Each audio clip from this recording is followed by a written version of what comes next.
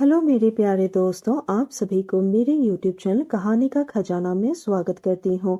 I hope आप सभी लोग खुश होंगे, स्वस्थ होंगे।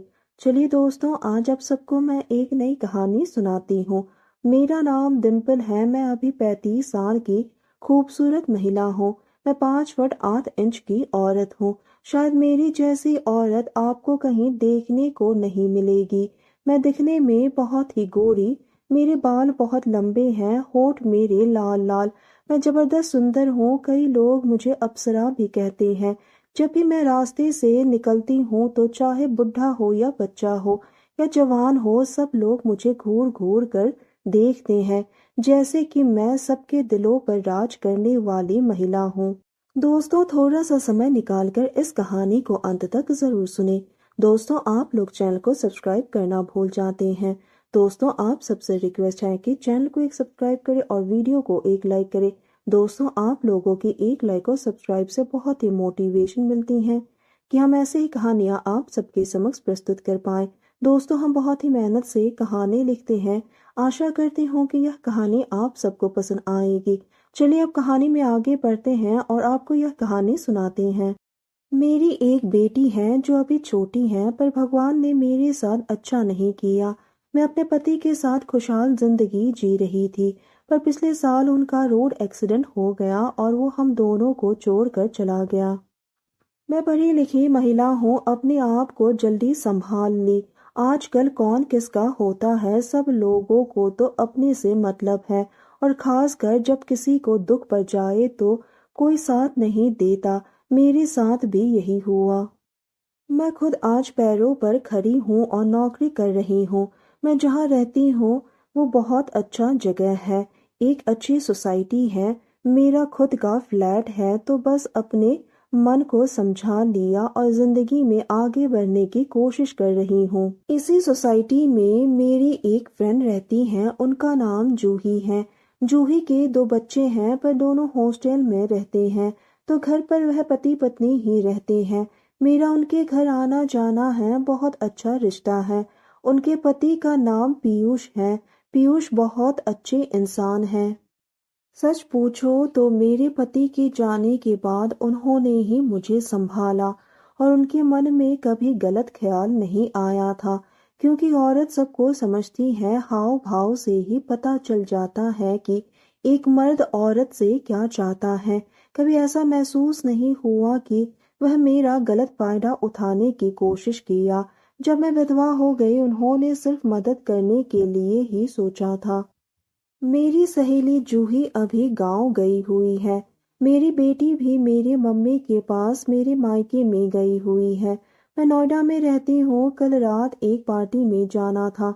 मुझे और पीयूष दोनों को ही निमंत्रण मिला था।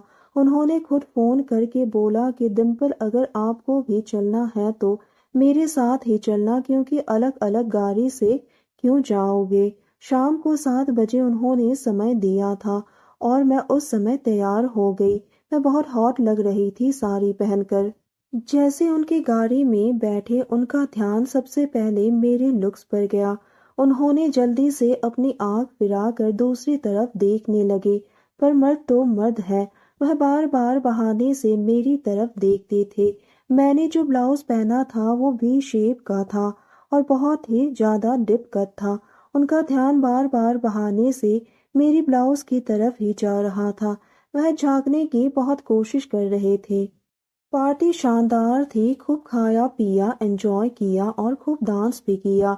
ड्रिंक्स का भी व्यवस्था था, तो थोड़ी पी भी लिया। जब से मेरी शादी हुई तब से मैं शराब भी पी रही हूँ। उनकी गाड़ी में बैठते ही मेरी नशीली आंखें उसको घूर रही थी, वह भी मुझे घूर रहे थे। ऐसा लग रहा था कि वह मेरे से कुछ कहना चाह रहे हैं।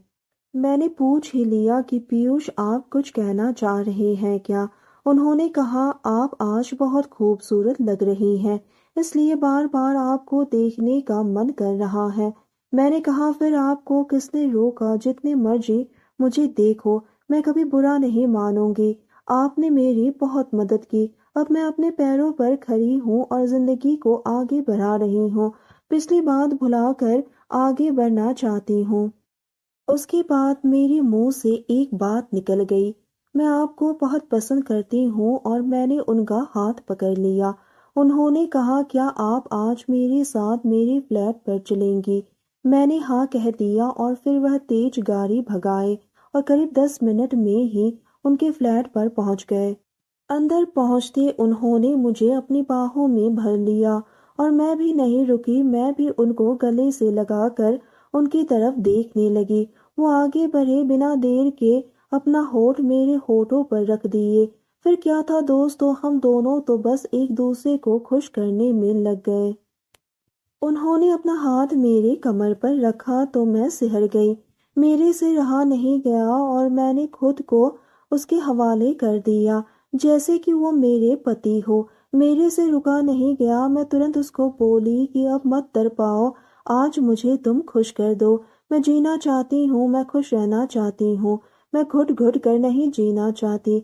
मैं दुनिया के साथ आगे बढ़कर जीना चाहती हूँ। उन्होंने अपना काम करना शुरू किया।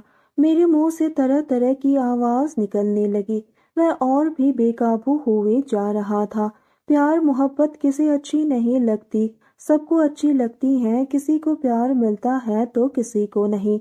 मैं तो खुद को खुशनसीब मानती हूँ कि मुझे फिर से दोबारा प्यार मिला। वो भी इस तरह से प्यार का दर्शन होगा, कभी सोचा नहीं था। मुझे तो बहुत ही खुशी मिल रही थी, बहुत ही अच्छा फील कर रही थी। रात भर उन्होंने अपना काम किया और फिर शांत होकर हम दोनों एक दूसरे को पकड़ कर सो गए। 1 साल बाद मुझे प्यार नसीब हुआ। हम दोनों ही सुबह 10 बजे सोकर उठे।